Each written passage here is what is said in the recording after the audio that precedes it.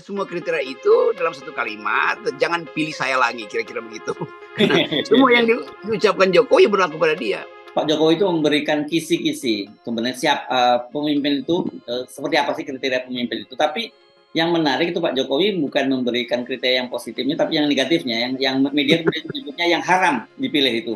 Saya baca saja ya, itu kalau saya baca di CNN sebutnya misalnya yang ciut nyalinya, gitu ya, yang itu karena nyali ciut. Ini berhadapan saya kira dengan yang dispute dengan WTO, perdagangan bebas, lembaga perdagangan bebas. Kemudian bukan pemimpin yang hanya cari selamat, nggak berani ngambil risiko, kata dia begitu.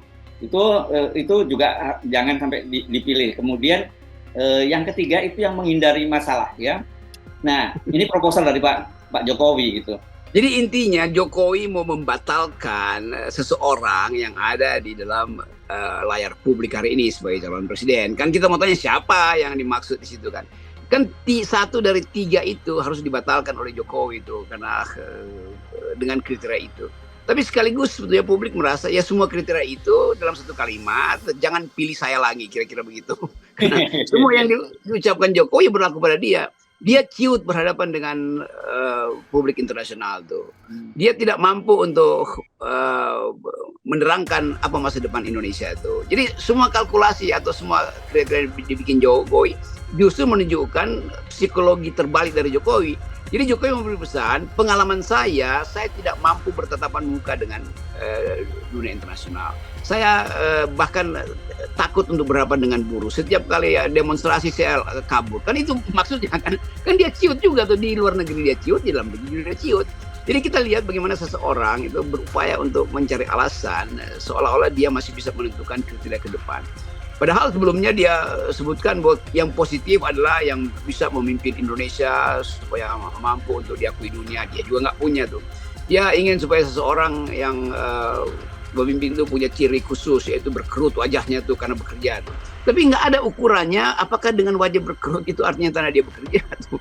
Nggak ada ukurannya apakah seseorang yang di awalnya dijago-jagokan Jokowi itu betul-betul komplementer dengan apa yang dikehendaki rakyat. Jadi sebetulnya dia memberi keterangan terhadap diri dia sendiri. Rakyat punya proposal lain bahwa pemimpin ke depan mesti punya kapasitas intelektual. Pemimpin ke depan mesti terhindar dari kepentingan oligarki itu.